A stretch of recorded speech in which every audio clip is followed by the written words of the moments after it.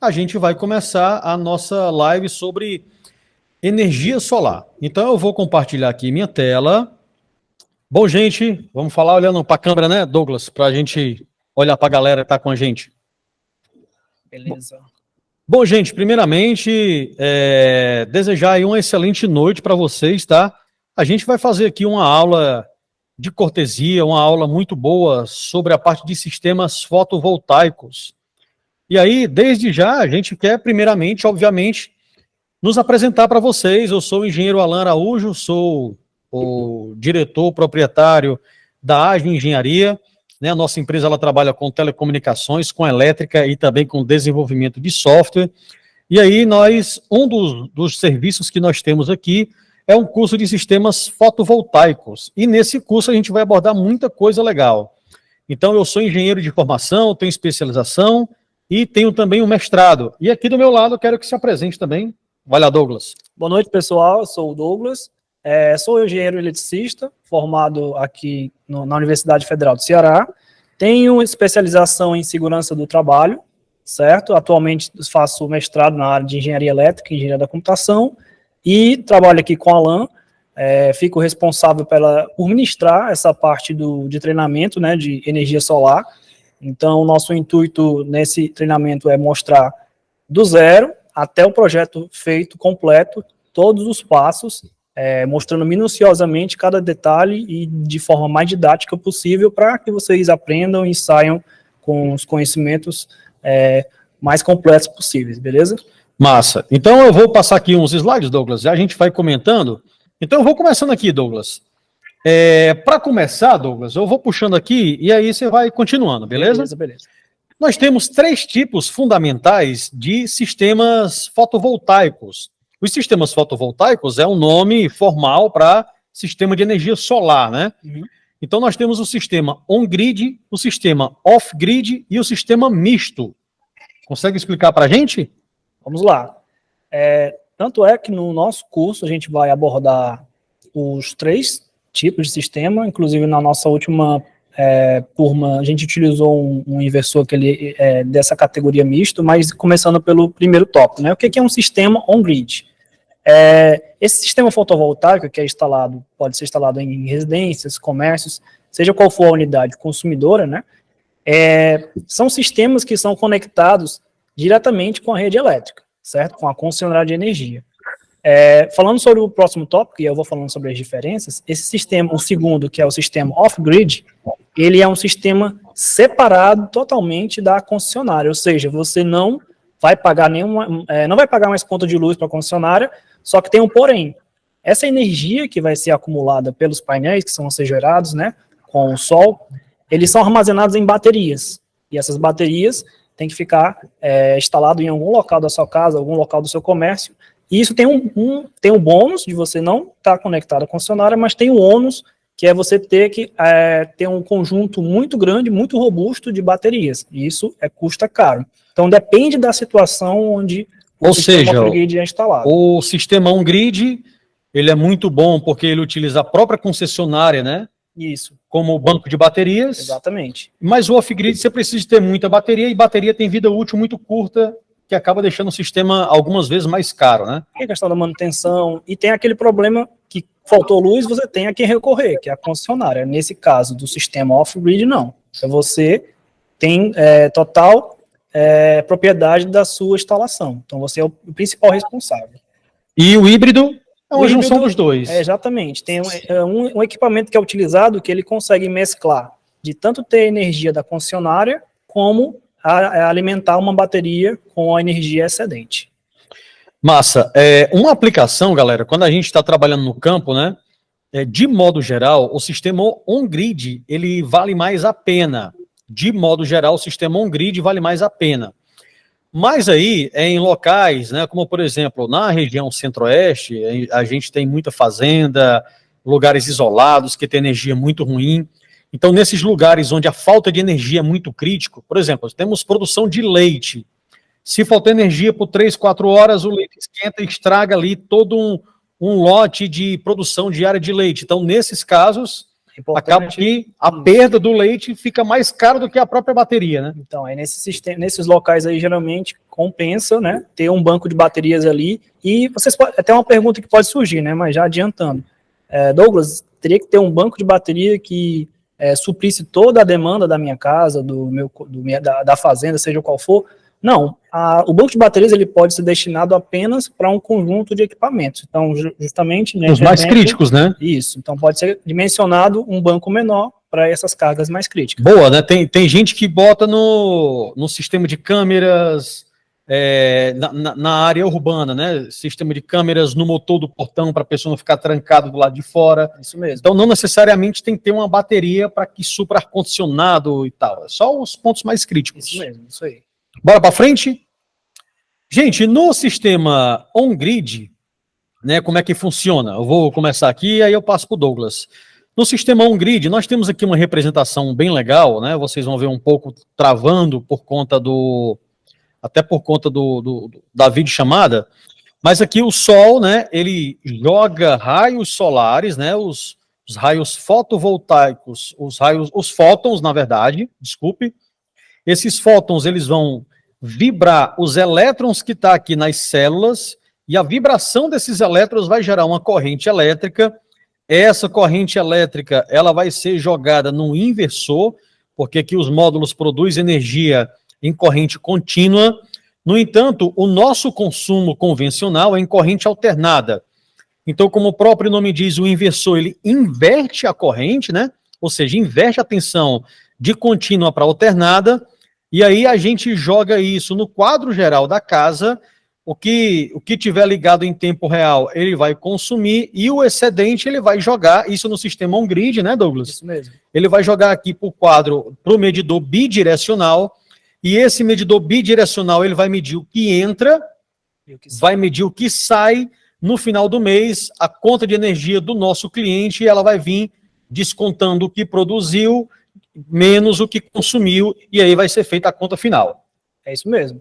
Como o Alan falou aí, a gente estava falando do sistema on-grid, essa energia excedente, certo, que sobra da geração dos painéis, ela passa por esse medidor bidirecional. Há uma pergunta que pode surgir, mas na minha casa não tenho esse medidor, é um medidor digital. Algumas residências mais novas têm, mas tem umas residências mais antigas, comércios, que é aquele medidor mais antigo, que ele é um disco, né, eletromecânico, que fica girando. Quando é solicitado um projeto de energia solar, uma das etapas para a conclusão dessa solicitação é a vistoria, onde a concessionária é responsável por trocar esse medidor bidirecional. Então, eles instalam um digital, onde vai fazer justamente essa leitura. A leitura do consumo de energia, ou seja, o fluxo de energia que entra para dentro da residência e o fluxo de energia que sai em direção ao poste. Uma pergunta que pode surgir até no curso, já adiantando, é que, Douglas, então a energia que sobra dos meus painéis, que eu estou mandando para o poste da concessionária, eu estou perdendo, ou seja, eu estou entregando energia para a concessionária? A resposta é não, né? Como já adiantamos aqui. Esse medidor, ele é o responsável por medir o quanto você injeta na rede elétrica. Massa. Douglas, nós temos que ficar mais pertinho do outro, que a imagem fica quadrada, e vamos ficar coladinho aqui. Cuidado para não dar choque em nós aqui, né? Não dá muito contato. Então vamos continuar, né, gente? Vão mandando as dúvidas aí no chat, que aí no final do curso aqui a gente vai abordar tudo. Eu vou só colocar meu celular aqui em cima, Douglas, para a gente ficar acompanhando. Né? Pessoal, é muito detalhe. Qualquer dúvida que vocês tiverem aí, pode mandar no chat, que na hora certa lá a gente vai ler aqui e responder vocês. Podem ficar à vontade. Pronto, show de bola. Então vamos para frente. Douglas, as características do sistema on-grid, né? Resumindo aqui em poucos pontos. Ele é ligado com a rede da concessionária, ou seja, né, no caso do Goiás, que antigamente era Enel, mas aí está mudando tudo, principalmente no Centro-Oeste. A concessionária de energia, ele é como se fosse o seu próprio banco de baterias. Terceiro ponto, a gente precisa do medidor bidirecional, e se na casa do nosso cliente não tiver, não tem problema, porque isso vai estar incluso, principalmente em sistemas de microgeração. Isso. A própria concessionária arca com esse custo. A formação da conta isso é um pouco complexo, né? A gente pode fazer uma aula amanhã sobre isso. A gente pode focar mais na conta de luz. Na conta de luz, né? Mas a formação da conta, ela é dividida em consumo e produção, e aí nós temos a parte da taxa de energia, que é o TE, e nós temos também a taxa de distribuição do sistema de distribuição, que é o TUSD, e existem dois tipos de sistemas on-grid, que é o com inversor e com microinversor. Pronto, vamos lá. A diferença entre esses dois componentes, né, eles têm a mesma função, como o Alan falou, de converter a energia gerada pelas placas, que é corrente contínua, que são a corrente gerada por baterias, e converte para a corrente alternada, que é a energia convencional que a gente utiliza dentro da nossa casa, dos comércios e tudo mais. Qual a diferença desses dois? O microinversor, ele é esse equipamento que ele comporta apenas 4 painéis. Aí vocês podem me perguntar, Douglas, então qual é a vantagem dele? É porque a utilização desse inversor, né, o chamado microinversor, ele tem um monitoramento por placa. Então eu consigo ter, já adiantando, né, a gente consegue fazer o monitoramento pela internet, no computador, de qualquer lugar, até pelo smartphone, e eu saber no momento exato quanto está produzindo cada placa, no caso as 4, se tem alguma placa que está com alguma falha, então eu posso identificar lá se tem algum sombreamento, se tem algum objeto em cima que está fazendo sombra, ou seja, tem um acompanhamento melhor. E o inversor, que é o convencional, o grandão, né? Isso, ele é associado a vários painéis nele. Então todos, por exemplo, o projeto deu 10, 20 painéis, todos esses painéis são ligados nesse inversor, porém eu não tenho um dimensionamento, um acompanhamento mais minucioso de cada painel. Eu sei no total. Então a diferença básica é essa. Também tem a questão do preço, né? Ou seja, né, se no inversor que você tem 20, 30 painéis no mesmo equipamento, se um painel der problema ou se tiver um sombreamento, você pode derrubar ali o conjunto de painéis que estão ligados em série. No microinversor fica tudo independente um do outro. Independente, isso mesmo. E ainda tem a possibilidade de identificar de forma mais precisa, enquanto no outro não. Teria que subir, fazer os testes e saber identificar qual placa sofreu algum dano, né? E aí, Douglas, tem uma pergunta que o pessoal sempre faz. Qual é o melhor dos dois? Aí eu costumo responder assim, depende. Depende. Porque o microinversor, na maioria das vezes, ele é mais eficiente. Isso. Só que ele também é mais caro. Exatamente. Então nós temos que fazer uma continha, né? Que a gente vai ensinar isso com os detalhes, que a gente... Essa live, gente, vai ter 1 hora. O curso são 30 horas. Ou seja, o nosso curso é 30 vezes mais conteúdo do que a live. Então, a gente precisa fazer a conta para saber se vale a pena, né? O que é melhor dos dois. Exatamente. Porque como eu falei, né? O inversor usa apenas um que vai comportar a quantidade de painéis do projeto. Enquanto o microinversor, vou ter que utilizar a cada 4 painéis. Então, no final, tem que fazer essa conta e fazer a viabilidade de qual sistema é melhor. Boa, vamos para frente? Vamos lá. Gente, aqui no próximo slide, aí nós estamos falando agora sobre sistemas off-grid. Né? Então, o sistema, ele funciona bem parecido, né?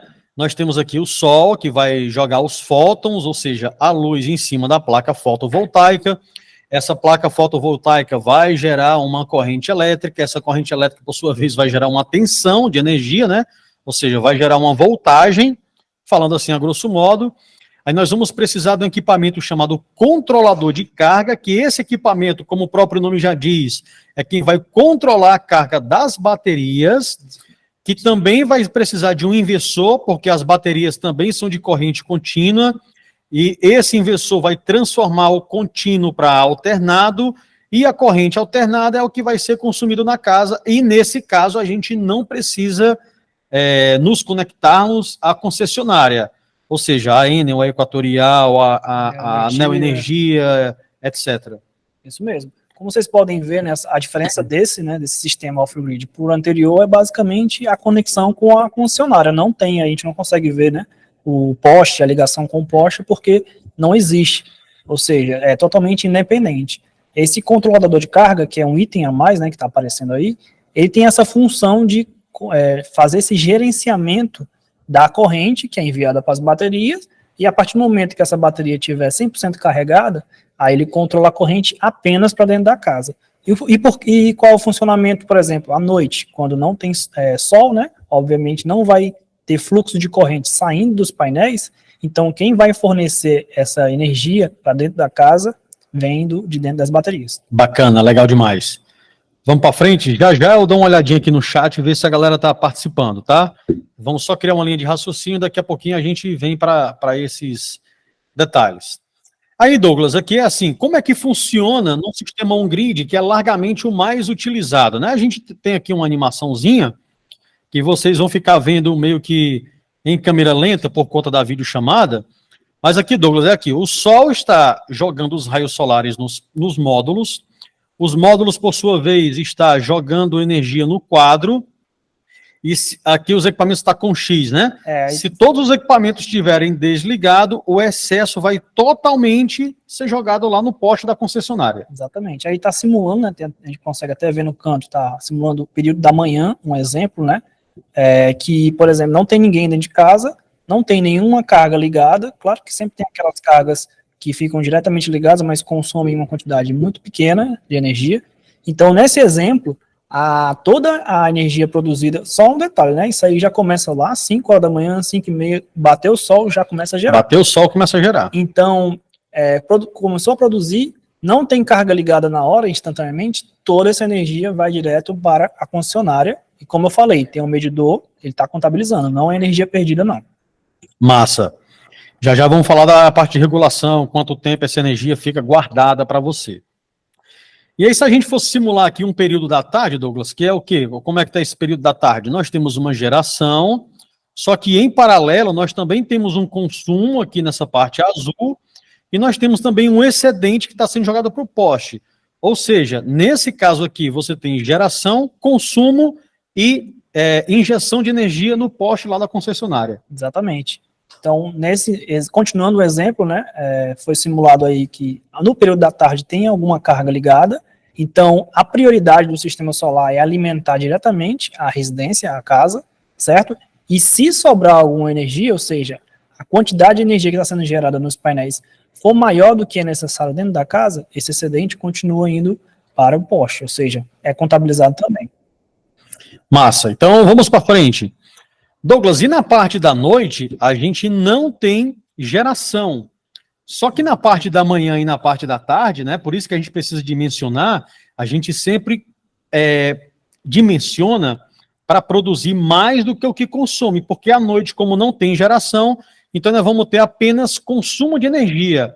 Só que aquele excedente do dia, você vai gastar à noite para poder você equilibrar e a sua conta vir próxima de zero. Isso aí, ficar empatado, né, o sistema. Então, como a gente viu no exemplo anterior, né, a gente viu pela parte da manhã, pela parte da tarde, nesses dois exemplos teve excedente de energia, foi mandado para a concessionária. Só que isso não é proposital, é dimensionado que isso aconteça para que de noite, como não tem sol, né, não vai ter geração, então essa energia que a concessionária está mandando para a nossa casa é justamente o excedente que a gente injetou na rede, e aí o sistema fica equilibrado. Bom, legal demais, massa demais. Douglas, vamos falar agora um pouco de regulatório, que eu elenquei aqui nessa apresentação as maiores dúvidas que o pessoal me pergunta, né? Uhum. E a gente está fazendo essa dobradinha porque eu e o Douglas, nós somos os instrutores do curso, né? Então só que no curso a gente não faz dobradinha, tem a parte do Douglas, tem a minha parte. Aqui é só para lá e ficar mais interativo, ficar tipo o Jornal Nacional aqui, com 2 âncoras falando. Mas sobre o regulatório, o mito, Douglas, é assim, a minha conta vai vir zerada? É a maior dúvida do pessoal, né? Pessoal, quando vocês veem esses anúncios de empresas de energia solar, as empresas que oferecem esses sistemas e que prometem que a conta vai vir 100% zerada, isso não existe. Porque mesmo suprindo todas as cargas da sua casa para que sua conta venha praticamente zerada, isso não existe porque existem esses 2 tópicos que estão mostrados aí na tela. O chamado custo mínimo, beleza? E ele é cobrado de acordo com o tipo de fornecimento que a sua casa recebe. Já adiantando, né, nós temos 3 tipos, o monofásico. Douglas, o que é monofásico? Eu vou explicar melhor no curso, mas já adiantando, é quando a casa é alimentada com 2 fios, o fio de positivo e o fio negativo, ou seja, o fio que gera a corrente elétrica flui e o fio onde a corrente elétrica volta para o poste. Tem um circuito fechado. Quando esse sistema ele tem 3 fios, a gente chama de trifásico. Esse bifásico ele é menos comum, alguns estados têm mais esse tipo de instalação, porque depende das cargas e tudo mais. Só que, desse sentido, como é que funciona? São 2 fios positivos e um fio negativo, só para explicar aqui, e o trifásico são 3 fios positivos e um negativo. Douglas, para que isso?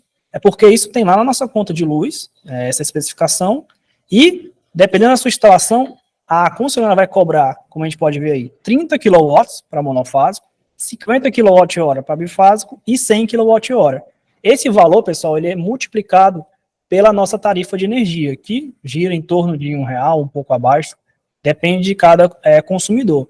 Então, esse valor aí vai vir na conta de luz, mesmo que você produza toda a sua demanda, né? E aí, em cima disso, vem iluminação pública, vem os impostos, né? Uma dúvida que o pessoal tem, eu pago tanto de iluminação pública, vai vir zero, vai vir mais baixo?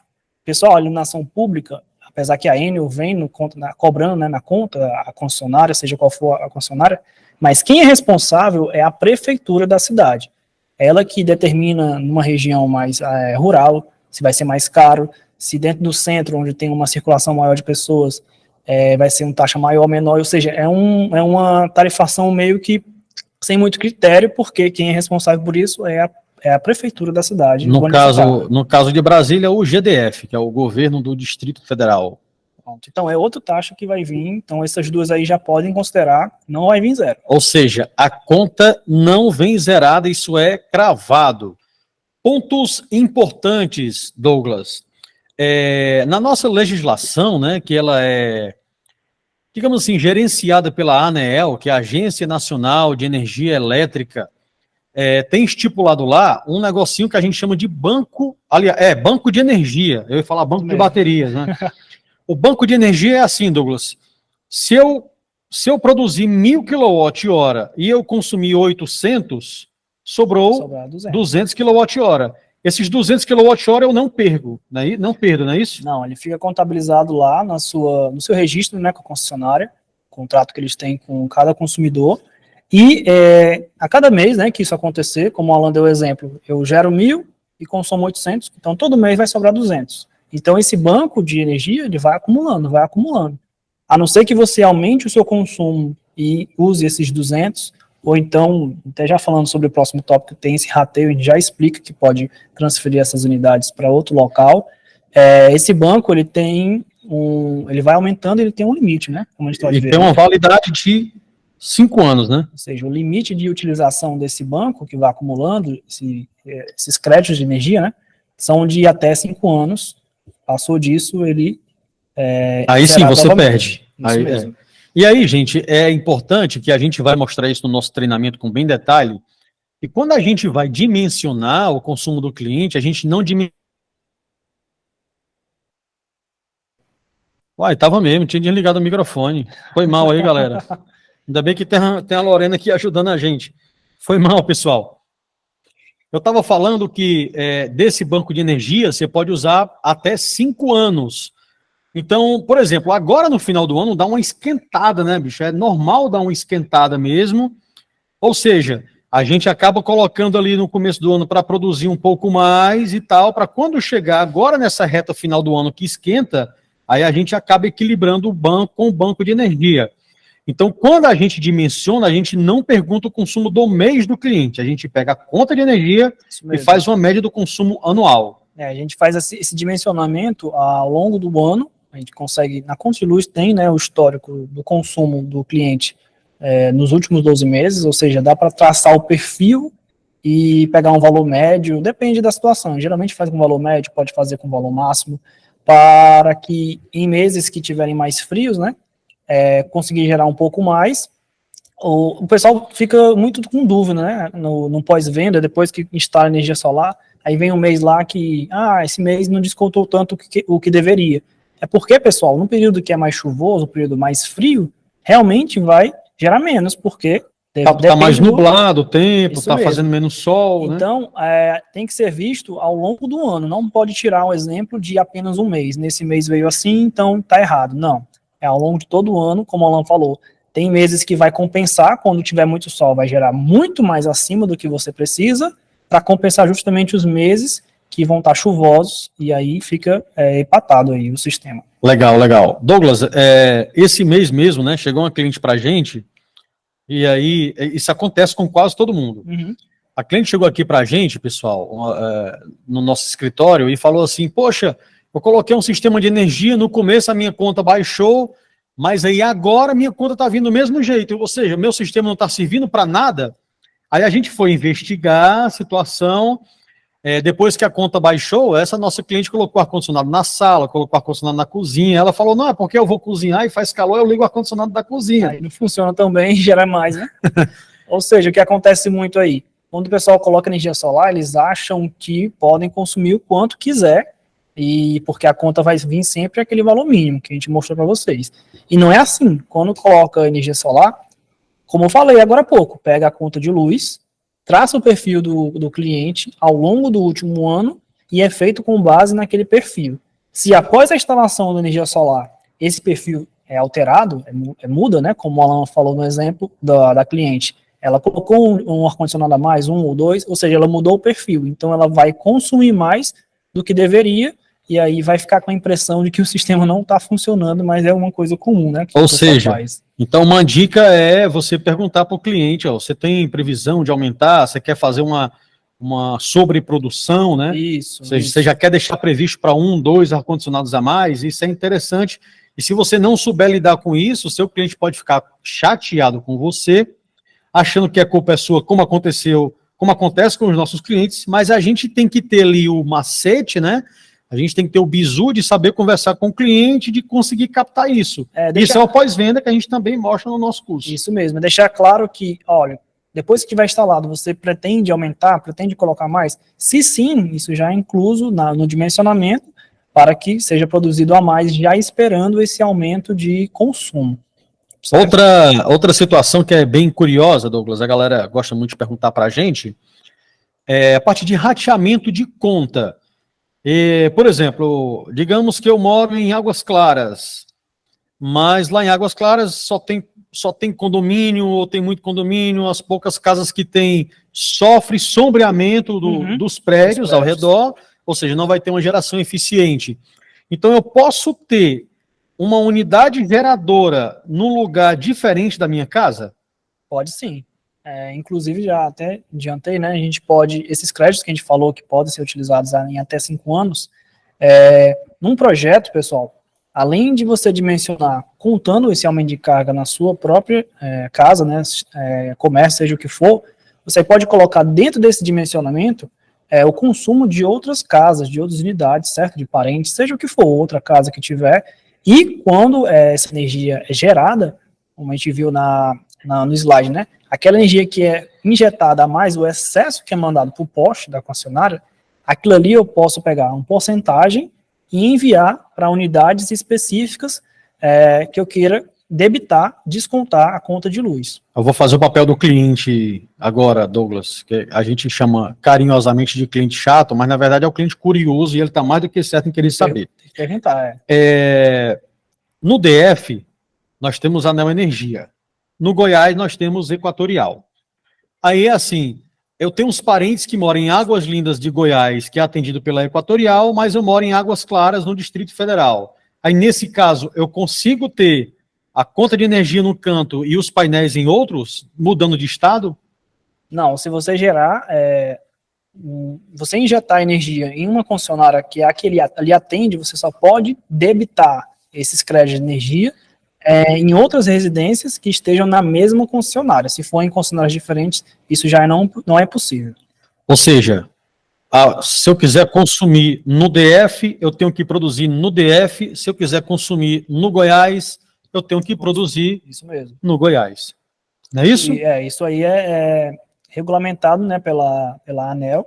Ela define isso, que deve ser feito esse rateio de energia, né, esse compartilhamento do que foi gerado a mais, apenas dentro da mesma concessionária de energia. Aí é uma outra dúvida. É só as perguntas que o pessoal me faz, eu estou jogando tudo para ti, para ver se tu está se garantindo aí. Pergunta do pessoal. Agora é assim, eu tenho várias unidades. Existe um limite, assim, eu estou tudo dentro da Neo Energia do DF. Existe um limite de quantidade de casas ou de residências que eu posso atender? Qual é o critério? Eu posso sair colocando todos os meus amigos ali na minha conta? Pronto, um detalhe importantíssimo para fazer esse rateio de energia é que as outras unidades, por exemplo, eu tenho minha casa, que vai ser a geradora, onde vão estar os painéis no telhado, e eu vou gerar ali. Essa energia que eu injetar na concessionária, nos postes, eu posso injetar para outras casas, contanto que essas casas tenham a mesma titularidade da minha, ou seja, se eu sou o titular da minha residência, naquelas residências que vão receber o crédito, eu devo ir lá, alterar a titularidade e deixar no mesmo nome, ou seja, só é possível fazer o rateio se você for o mesmo titular da geradora. Ou seja, o titular da usina tem que ser o mesmo titular da unidade consumidora. Exatamente.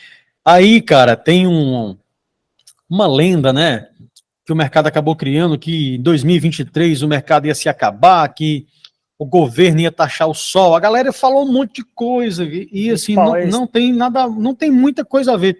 Inclusive lá no meu Instagram teve um cara que falou assim, mas o presidente vai taxar o sol.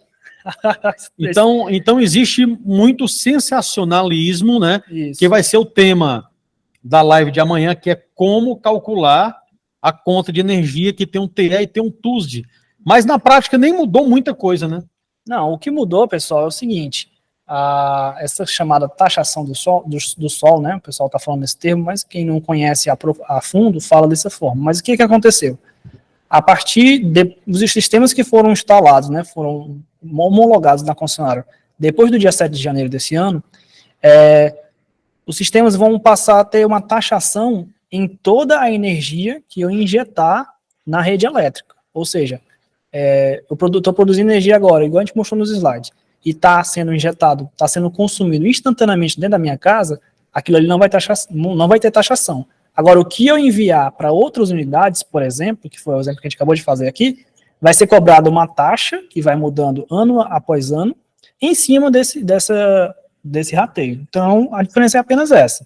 É porque o que acontece, Douglas, é que quando o mercado começou no Brasil, né, para se ter mais incentivo, o governo criou alguns subsídios, né, e esses subsídios estão em vigor, que é incentivo de ICMS, incentivo de IPI, vários impostos são bem reduzidos para solar.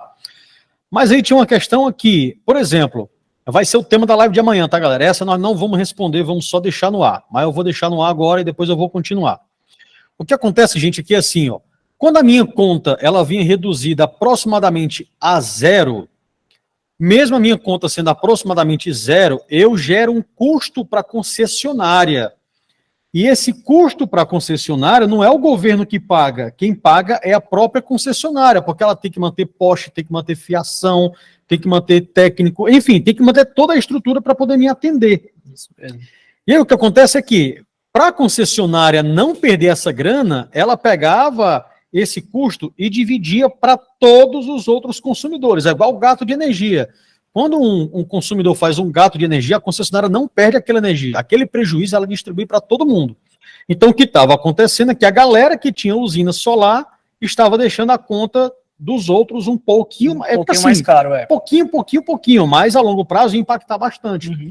E esse erro, entre aspas, foi corrigido. Então, a taxação do sol, ela é bem sensacionalista e vai ser o tema de amanhã. Amanhã nós vamos abrir esse detalhe. Bora para frente? Bora lá. TE, TUSD, tem muita coisa legal amanhã, hein, gente? E aí, Douglas, eu trouxe aqui uma análise, né, de consumo de uma conta real. É claro que se eu fosse colocar uma foto aqui, não ia dar para ver direito. E aí, Douglas, a conta, depois que o cliente recebeu, né, que o sistema foi instalado, apareceram esses dois campos aqui de baixo. Né? Antes vinha assim, ó, energia ativa fornecida, TE, energia ativa fornecida, TUSD. E aí depois apareceu esse INGE, que é de injetado, e aqui embaixo esse INGE, que também é de injetado. E aí, Douglas, a tarifa de energia ela é dividida em TE, em TUSD, que amanhã nós vamos detalhar um pouco mais, tá? Vai ser o tema de amanhã. E quando eu abono esse valor, Douglas, o consumido foi 3.450, mas eu só abonei 3.350. Então, existe uma diferença aqui de 100 kWh. Por quê? Ou seja, aí a gente pode ver, pessoal, que, como eu falei lá atrás, né, existe um custo mínimo, que é chamado custo de disponibilidade. Nesse exemplo, a gente vê que tem uma diferença de 100 kW, ou seja, dá para concluir que esse cliente aí, ele tem um fornecimento trifásico. Então, Perfeito. a concessionária ela já vai fazer esse desconto automaticamente, e ali vai descontando as tarifas e tem um valor total. Ah, mas aí é injusto, não sei o que lá. Mas aí, Douglas, nós temos a seguinte conta. Esse cliente está pagando uma conta de R$504, só que essa conta era para ter vindo R$2.854, ou seja, ele tem uma economia de aproximadamente R$2.350. A diferença é muito grande, né? Foi o que a gente falou, pessoal. Não vem zerado. A conta não vem zerado. Não vem Exatamente. zerado, mas reduz significativamente. E tem que ter cuidado com a galera também que faz o marketing de 95% de economia. Isso não existe. Também não é bem por aí, tá? Também não é bem por aí. Não é bem por aí. Amanhã nós vamos mostrar isso com detalhe. Amanhã a gente a gente começa com a conta, vai mostrar todos os tops, onde encontrar todas essas informações, que é importante também. Fechado. Então vamos para frente. Amanhã vai ser só sobre detalhamento de conta, que é uma das coisas que mais gera dúvidas para a galera. Aí, Douglas, aqui tem a Lei 14.300, né, que é a lei nova, que vai ser o tema de amanhã, então eu vou dar um pulinho aqui. E os mitos da energia solar. Primeira, a conta vem zerada? Já respondeu, né? Não, né? A conta não vem zerada. Outro mito, se o meu sistema for um grid, que é o da maioria, se faltar energia, eu vou continuar com energia em casa? Isso aí é uma dúvida muito grande, todo mundo tem. No curso também o pessoal pergunta bastante. A gente já está adiantando aqui para vocês. Pessoal, é o seguinte, se faltar energia da concessionária, todo mundo pensa assim, eu tenho um gerador no meu telhado aqui, está gerando energia lá, não vai faltar luz para mim, porque eu estou produzindo minha própria energia. Claro que o que sobra vai para a concessionária, mas ela desligou, não tem nada a ver comigo. E, pessoal, a resposta é, continua usando energia? Não. Por quê? A pessoa, é injustiça, porque o período ali que ela está desligada, eu vou ficar sem produzir. Pessoal, por um simples detalhe que a gente não tem energia, né, quando falta. É porque, imagina a seguinte situação, a concessionária lá faltou luz, teve algum problema na rede, e, claro, os técnicos que vão ser submetidos vão fazer a manutenção na rede. Imagina se e por isso que tem, já adiantando, quando você for ver o medidor, tem uma placa amarela sinalizando que ali tem geração distribuída. Geração própria. Isso, para poder deixar os técnicos já alertas que tem um fluxo um fluxo de corrente por ali. Mas um componente que está dentro do sistema solar, ele é inteligente. Quando ele não detecta a conexão da rede elétrica, ele desliga automaticamente, que é o inversor, certo? Porque se ele não fizesse isso, vamos pensar na seguinte situação. Os técnicos vão lá fazer manutenção, para eles a rede está desligada, então eles vão ter todos os cuidados necessários, só que eles vão estar com uma informação que eles não têm, que tem uma fonte de energia ali próximo de alguma casa. Então, o fluxo de energia que sai do telhado ali da casa e vai para a rede pode causar um acidente. Então, é basicamente mais por segurança mesmo. Exatamente, perfeito. Ou seja, agora se for off-grid, aí sim, porque você está independente da concessionária. Exatamente. Aí as tuas baterias vão segurar o teu consumo interno. Aí tem um dimensionamento, por exemplo, quando a gente faz o dimensionamento off-grid, você já faz considerando uma autonomia de, por exemplo, 2, 3, 4 dias. Claro que quanto mais dias você quiser de autonomia, maior vai ser o banco, certo? Perfeito. Então, faltou energia, ou as placas não estão gerando, quem vai suprir nesse caso são as baterias. E o outro mito é, se fizer muito sol, eu vou perder a energia que foi gerada em excesso? Não, né?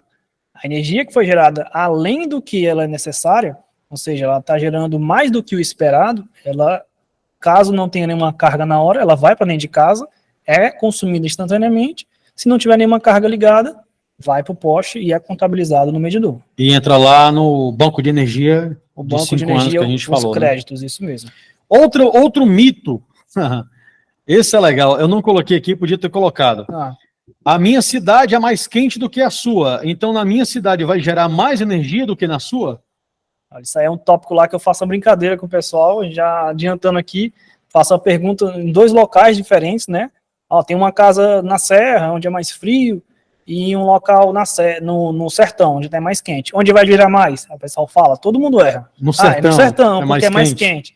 Já adiantando, pessoal, não é quanto mais quente vai gerar mais energia, é quanto mais luz, mais iluminação incidir, ainda temos até uma placa aqui no nosso estúdio. A nossa mesa aqui é um painel solar de verdade, né? Pronto. Quanto mais luz incidir no painel, mais ele vai gerar.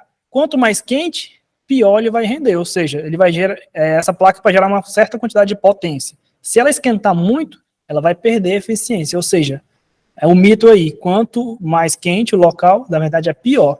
Aí você vai perguntar, Douglas, mas na serra então é melhor?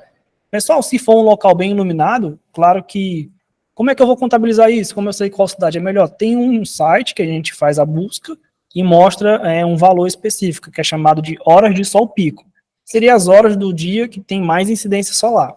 No curso eu mostro melhor para vocês sobre isso, mas comparando dois locais onde esse índice é igual, na serra, pessoal, é melhor sim, porque as placas funcionando numa temperatura mais baixa, mais frias, elas vão gerar até mais do que necessário. Complementando o que o Douglas falou, gente, aqui é assim, a energia ela é solar, ela não é a calor, ela é fotovoltaica, ela não é termoelétrica. Foto, né, já vem da luz. Foto já vem de luz, e termoelétrica vem de calor, termo de calor.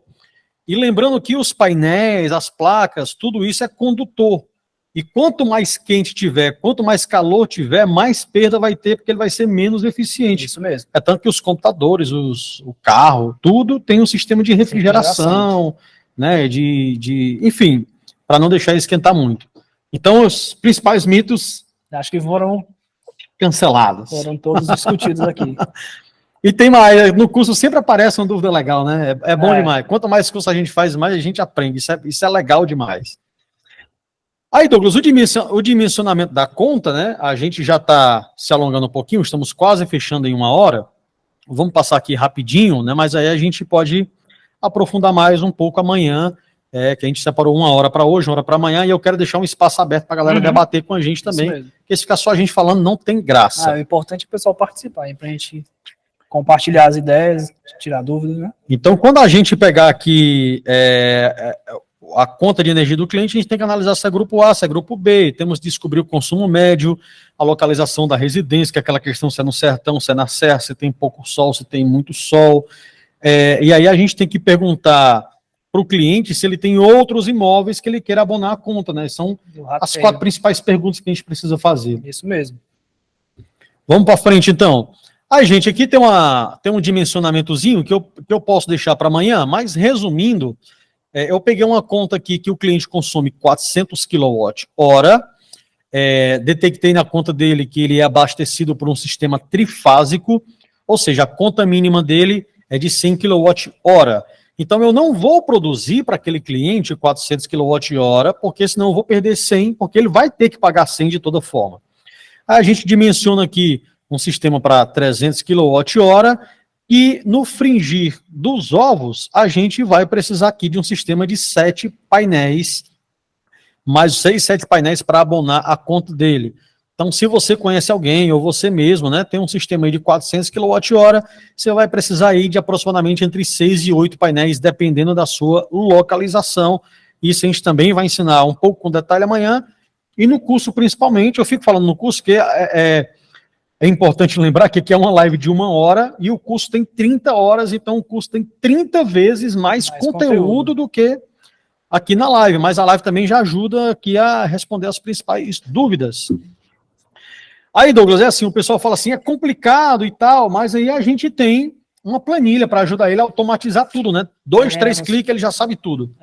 No curso, pessoal, eu faço um exemplo, né, para mostrar para vocês onde pegar todos esses dados, como calcular, como chegar na verdadeira informação que a gente quer, né? Quantos painéis eu preciso, qual é a potência deles para eu poder ir lá comprar para aquele cliente. Mas vocês vão ver que são vários passos de cálculo, pode ser um pouco complexo. A gente faz vários exemplos para fixar bem, mas aí vem essa pergunta, Douglas, é difícil, eu fiz vários exercícios aqui, entendi, mas não sei se eu vou lembrar de todos esses passos. E aí a gente oferece o quê? Uma planilha automática. Você só coloca as informações essenciais, né, que eu vou mostrar para vocês no curso, e no final ele já diz a quantidade exata do tamanho do kit, é só fazer a pesquisa e pronto. Eu tenho aqui um bora fazer na prática, né, mas aí a gente pode deixar isso aqui para amanhã, para se colocar informação demais, isso, né, acaba dando uma perturbada no nosso juízo aqui, misturar as informações. Aqui tem aquela situação que eu coloquei antes, Aqui nós temos os tipos de painéis, só para fins de curiosidade, né? Eu vou passar aqui rapidamente para a gente abrir as perguntas. Nós temos os painéis monocristalino, policristalino, half cell, monofaciais e bifaciais, tem que ter um pouco de cuidado com isso. Eu posso passar esse material para vocês, tá, gente? Para vocês darem uma olhadinha, eu vou só dar uma folheada aqui, o que é que vocês podem encontrar para poder... eu vou passar isso para vocês, isso aqui é o bifacial, ele por baixo e por cima, então, quando eu passar para vocês, vocês dão uma olhadinha melhor.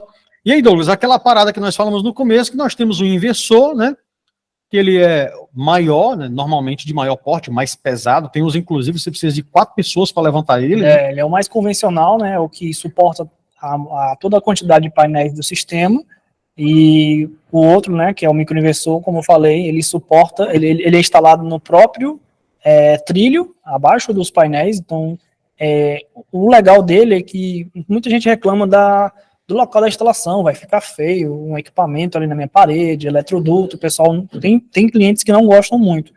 A vantagem do microinversor, outra vantagem, né, além dele ter um monitoramento independente dos painéis, é que sua instalação fica lá no telhado, então só vai descer os cabos que vão diretamente para o quadro de distribuição da unidade consumidora, certo? Então, a principal diferença é essa, monitoramento, a vantagem dele é a questão do espaço onde é instalado, e o inversor convencional, ele é um pouco maior, mais robusto, porém tem esse ônus aí de ficar um local muito feio da instalação. Ou seja, o custo-benefício temos que calcular, né? Isso mesmo. Porque o microinversor ele é melhor, um pouco mais eficiente, porém mais caro. O inversor ele tem aquela questão de estética, que ele é grandão, tem que ficar na parede, porém é mais barato. E a decisão final é sempre do nosso cliente, que a gente mostra para ele. Você tem A, você tem B.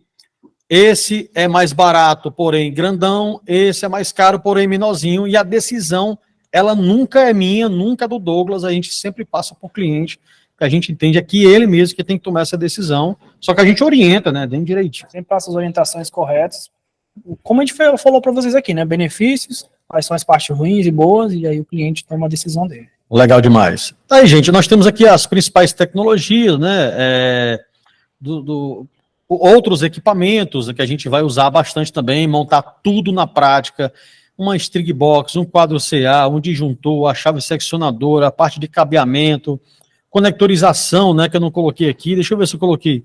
A escolha do inversor, como é que a gente escolhe o inversor de 10 kW pico, 5 kW pico, 3 kW pico, se eu quiser juntar 2 inversores, tudo isso a gente... configurações, né? Isso mesmo. Como pode.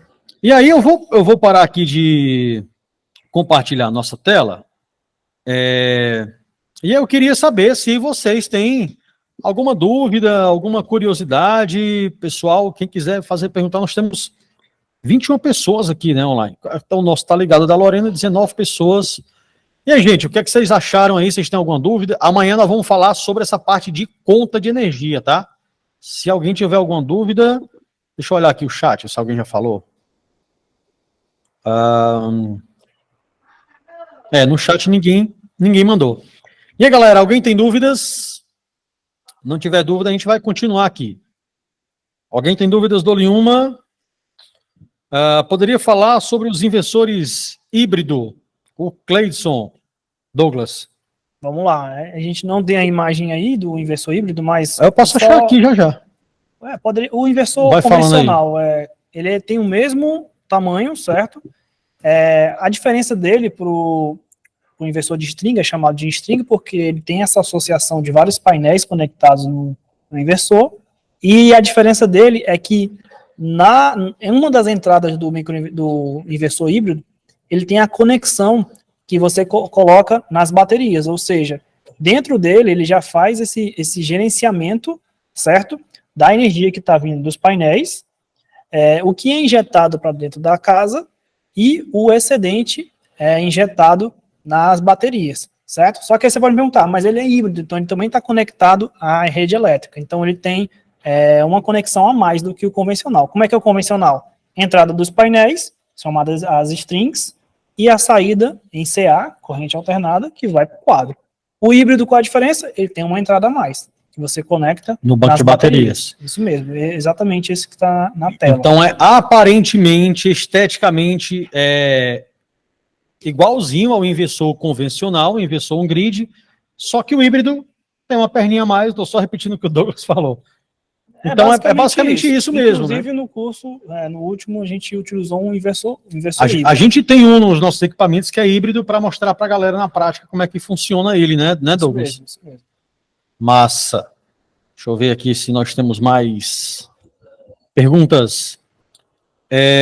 O Antônio Carlos, muito bom. Tirei várias do massa, Antônio Carlos. Obrigado aí, cara. O Thiago, como funciona o cálculo de quanto cada placa produz em um painel de 550 watts? Como eu chego no cálculo do que ele produz? E aí, Douglas, quer deixar isso para amanhã? Dá para responder rápido. Amanhã a gente vai detalhar mais, mas dá para responder rápido, né? Vamos lá, ele quer saber só de um painel? Por exemplo, um painel de 550 watts, o que ele gera de energia, né? Tem que considerar perda. Pessoal, lá no curso, quando a gente vai falar componente por componente, tanto é que o primeiro é o painel solar, eu vou mostrar um documento lá que diz a potência do painel, vamos pegar esse exemplo como de 550, e lá também tem a corrente que ele produz e a tensão. Já adiantando para vocês, que no nosso dimensionamento, quando a gente pega lá, por exemplo, deu 10 painéis de 550, então vai dar um sistema aí de 5.500.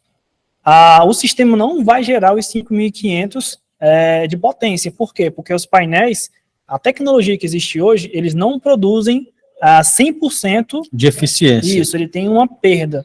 Então, essa perda eu vou ensinar para vocês como a gente pode considerar no cálculo. Você pode considerar 10%, 20%, 30%, seja qual for o dimensionamento.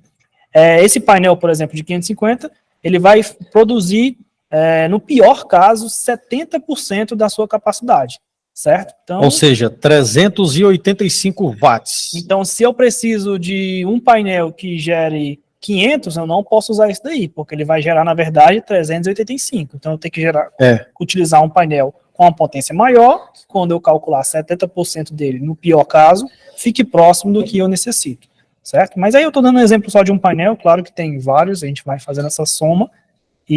Mas resumindo, a potência desse painel aí, quem foi que perguntou? O Thiago, né? Thiago. A potência real que ele vai gerar, no pior caso, vai ser 300, né? 385. Deixa eu só confirmar aqui de novo. Que é 550 vezes 0,7. 70%. Douglas, mas vai ser isso aí direto?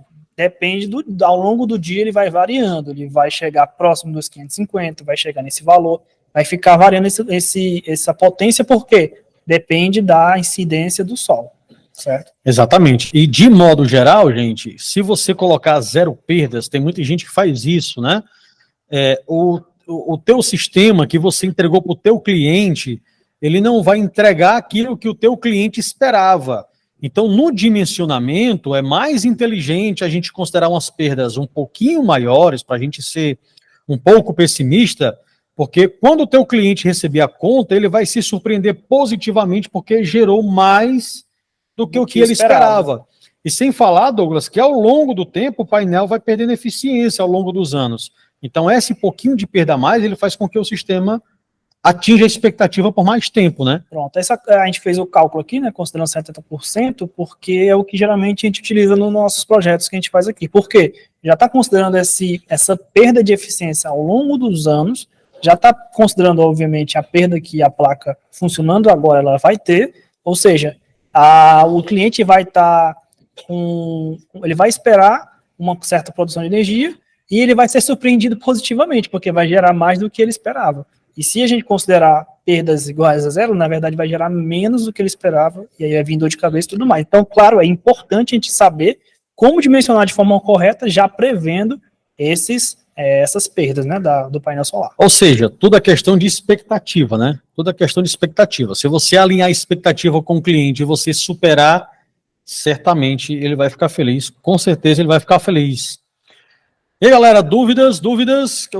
Se não tiver mais dúvidas, eu vou seguir aqui. Tem mais algumas coisinhas para falar com vocês ainda. Dúvidas? Então, vamos lá.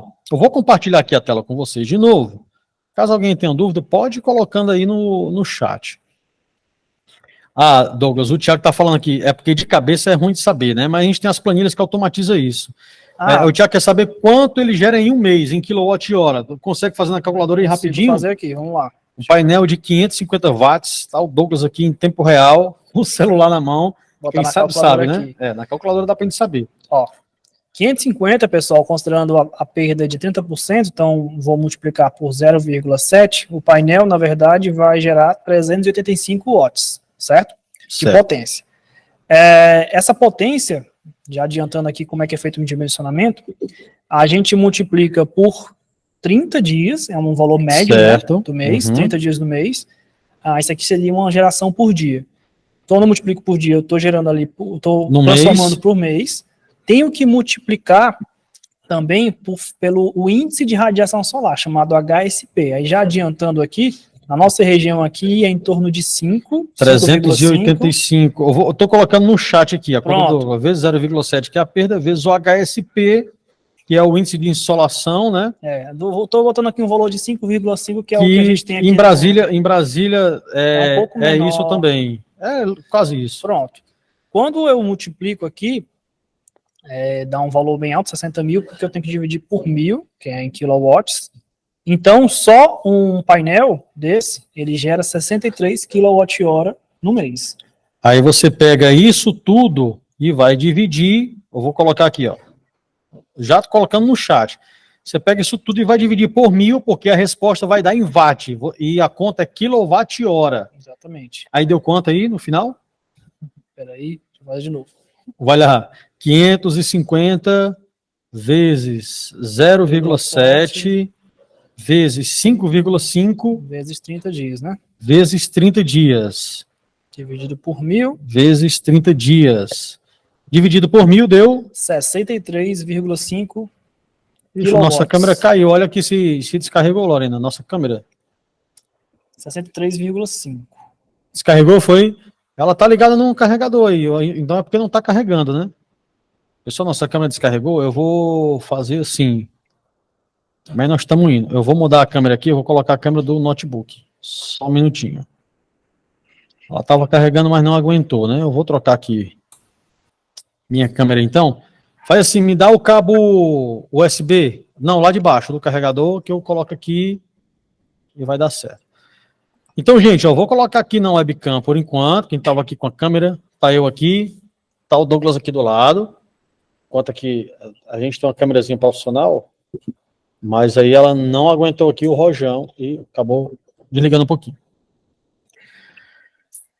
Certo, Douglas? Sim, Douglas, aí a resposta deu quanto? 63,5. 63,5, viu, Thiago? Quilowatt-hora por mês. Pronto, Thiago, a tua pergunta aí, feita ao vivo, tá? Aí tu printa aí essa parte, para servir para ti, né? Beleza? Pessoal, eu quero mostrar aqui para vocês, tá? Deixa eu ver se tem mais alguma dúvida aqui no chat. Chat, show de bola, muito obrigado. Antônio Carlos, quando começa o curso em Brasília e onde será? Antônio Carlos, vou falar agora. Eu prometi para vocês que ia ser mais ou menos 1 hora, e eu não quero tomar também muito tempo de vocês, né? Mas deixa eu compartilhar aqui minha tela. Ó, o Douglas está aqui do meu lado. Aí, Douglas, massa. Puxa o microfone mais para cá um pouquinho. Gente, eu queria fechar aqui com vocês, né? Falando um pouco sobre o nosso curso, gente. Nós temos um curso de energia solar muito bom. A gente tem bastante experiência na área, tá? E ele vai acontecer dias 22, 23 e 24 de agosto. Começa 8 da manhã e vai até às 18 horas. Então são 10 horas por dia, são 30 horas. E aí, pessoal, a galera fala assim para mim, Douglas. Muita gente está falando isso para mim. Ah, mas é um curso de 3 dias, não dá tempo para aprender muita coisa. Gente, a gente precisa ter lógica, porque, Douglas, o que acontece é assim, 30 horas é o equivalente a uma disciplina de 6 meses de uma faculdade. Exatamente. Então, às vezes, o cara fala assim, não, se fosse um curso de 6 meses ou de 1 ano, eu faria. Só que ele fica indo uma vez por semana e 2 horinhas. Aí ele gasta 1 hora para ir, 1 hora para voltar, aí chega lá, até esquentar a aula demora um pouquinho, aí o professor encerra um pouquinho mais cedo. Ou seja, aí na outra semana esqueceu da semana passada. Então, gente, não está saindo áudio, Lorena? Verdade. Deixa eu ver aqui de novo. Aqui. Vem enquanto eu desligo o microfone sem querer. Mas está saindo áudio. Então, galera, é assim. Então, é muito melhor, muito melhor um curso de 3 dias intensivo na prática do que a gente pegar um curso de 6 meses, com praticamente a mesma carga horária, só que tu vai ter que passar 6 meses dando viagem, tu vai passar 6 meses esperando o professor engatar o assunto, enfim, então é por isso que a gente escolhe fazer assim um estirão logo, tá? E ainda falando sobre os descontos, né, como você falou, sempre tem um tempinho ali perdido até começar a aula, então no final das contas não é aquela carga horária, né? Não, quando é 6 meses é menos Isso. da metade, que tem enrolação do professor e tal, né? E o nosso é sem enrolação, é direto ao ponto, que é um curso profissional mesmo. E aí, galera, o curso é ministrado por mim e pelo Douglas, né, que tá aqui, ambos somos engenheiros, né? Eu já tenho mestrado, o Douglas está terminando o mestrado dele, então já o Douglas também vai ser mestre. Tanto eu como o Douglas também somos engenheiros de segurança do trabalho. Ele vai acontecer, galera, lá no CIA, tá? Na casa do Wireless, que é um distribuidor de fotovoltaico. Eu posso mandar para vocês o link da localização. E esse curso, gente, R$ 699,90, é porque, assim, dinheiro é estranho, né? Porque é sempre caro para quem paga e barato para quem recebe. Isso é normal. De cara, galera, todos os cursos que eu vi em Brasília, eu não digo nem do nível do nosso, porque o nosso tem muita prática e o da galera tem muita teoria. O curso mais barato que eu achei, Douglas, foi R$ 1.200. Olha aí, aproveitar, pessoal. 3 dias do mesmo jeito. O nosso tá R$ 699,90, tá? Para vocês aproveitarem aí. E, galera, no pior caso, gente, se você fizer o curso para aprender a fazer só o seu sistema, só o teu sistema já se paga.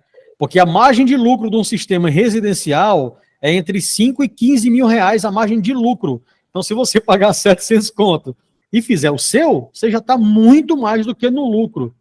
E mais, Douglas, tem uma outra parada também, que eu vou até parar aqui o compartilhamento, que, assim, se vocês não conseguirem aprender, gente, é normal, tá? É muita informação, só que a gente cria um grupo no WhatsApp, e a gente acompanha esse grupo permanentemente. Então, no nosso último curso, por exemplo, no outro dia, a gente estava com um aluno instalando na rua, instalando no campo, estava com dúvida e a gente vai em tempo real ajudando ele, tirando as dúvidas dele. Então, os primeiros passos de vocês a gente também vai acompanhar. Então, não é só o curso. Depois que o curso acaba, fica a amizade, vai ficar o contato, e é óbvio que a gente não vai cobrar para tirar a dúvida de vocês, tá? E o Cleidson falou aqui, e tem desconto para ex-alunos, gente. Quem já fez curso comigo, eu tenho uns 600 a 700 alunos só em Brasília. Todos que já fizeram um curso comigo, a gente está dando R$100 de desconto. Beleza, gente? Então, se vocês quiserem se inscrever e tal, e se não quiser se inscrever, também pode ficar para uma outra chance. E amanhã também vai ter a nossa live, tá?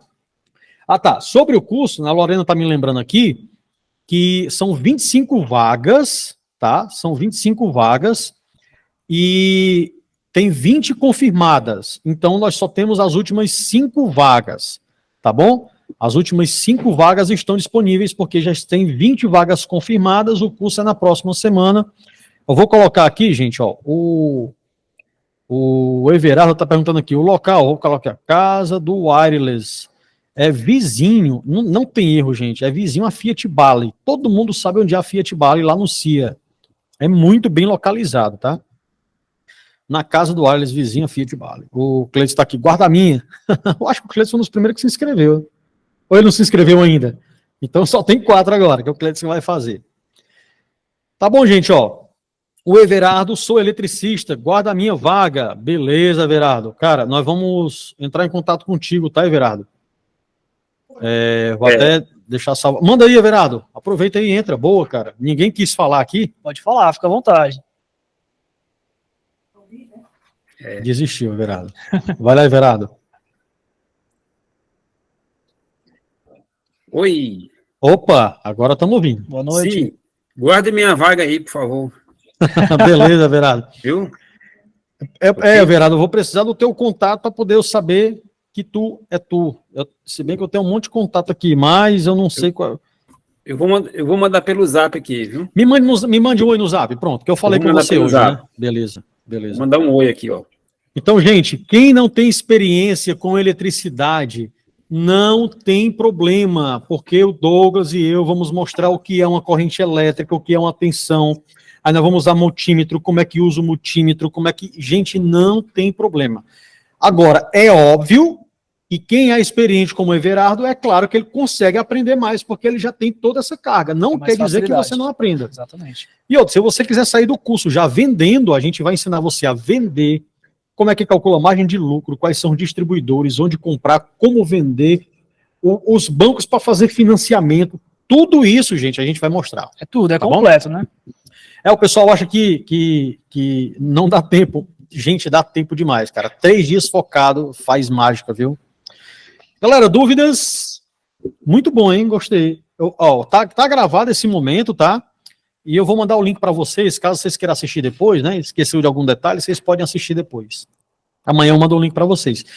E amanhã eu mando o link da chamada de amanhã, que a gente vai falar muito sobre a parte de negócio também, né? A parte de conta de energia e tal. Dúvida, gente? Dou-lhe uma. Se tiver nenhuma dúvida, O Marcos Rodrigues. O Marcos está querendo uma vaga. Marcos, por favor, manda o teu contato no Zap para poder eu te chamar. Por gentileza.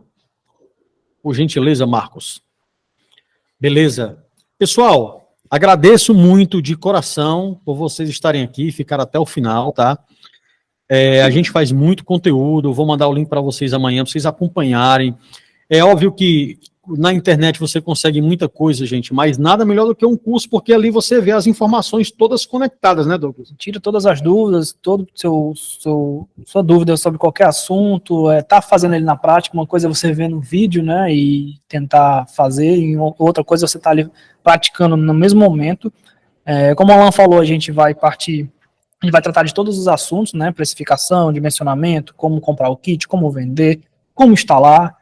Inclusive, Alan, tem aquele vídeo lá, tu acha que dá pra passar pro pessoal? Cara, verdade. Deixa eu passar um videozinho pra vocês aqui, só pra gente encerrar agora, pessoal. Agora é só 1 minuto mesmo. Eu fico só dizendo que é 1 minuto e sempre demora mais. Esse vídeo aí é massa, do nosso último treinamento, pra vocês verem lá como é o espaço. Gente, eu vou compartilhar aqui a tela, que eu vou mostrar pra vocês como é o nosso campo de prática. Cara, é sensacional. Sensacional lá na casa do Wireless. Sensacional, gente. Sensacional. Tô compartilhando a tela com vocês, aí tem um videozinho aqui que eu vou carregar, e aqui, gente, é o nosso campo de prática, ó. Vocês estão vendo um pouquinho travadinho, né, por causa da videochamada, que trava um pouquinho, mas a gente monta, ó, tem telhado de verdade, ó, o Douglas com a furadeira aí, furando a madeira para fixar, né, e tudo, ó, fixação aí das ferragens, tem um telhado aí de cimento, tem um telhado medindo aí os 20 centímetros lá, né, do finalzinho. Isso. Apertando o painel, tá vendo, gente? Tudo bem completinho. Aí é óbvio que o telhado é no chão, porque se fosse aéreo, a gente teria que ter NR35, né? E imagina o risco, 25 pessoas em cima de uma casa. Não ia dar certo, não.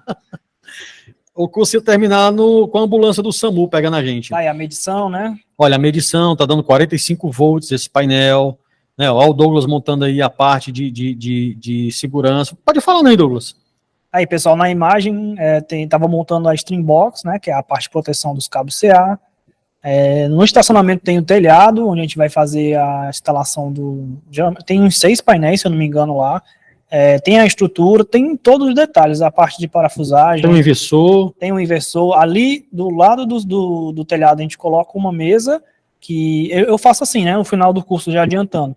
A gente vai lá para baixo, monta os painéis, faz a conexão entre eles. Lá em cima, na sala de aula, a gente monta a parte elétrica, o inversor, string box, quadro CA, a gente desce com esses equipamentos, coloca do lado dos painéis aí e faz o sistema todo ligado. Ou seja, vamos começar da conta de luz, passar por todas as etapas, no final vamos instalar, vou conectar diretamente dentro da loja, dentro da casa do Wireless, e a gente vai gerar um sistema ali na hora mesmo, já injetando energia para dentro da loja. Então, show de bola, desde o início até o final aí, até a instalação. Eu costumo dizer, Douglas, assim, é ao vivo, do zero e sem enrolação, porque a gente começa dando bom dia e termina com o sistema instalado, injetando de verdade, o pessoal não acredita que é desse jeito, mas tá? Pessoal, muito obrigado pela participação de vocês. Agora eu não vou pedir mais 1 minuto não, viu, Douglas? Muito obrigado pela participação de vocês. Desculpe aí uns probleminhas que a gente teve no começo. Amanhã a gente não vai ter mais. Amanhã, 7h30 da noite, nós estamos aqui de novo, né, Douglas? Isso aí. Ponto marcado aí. Valeu, gente. Um abração. Até amanhã. Boa noite, pessoal. Tchau, tchau, gente. Até mais. Tchau. Um abraço. Boa noite.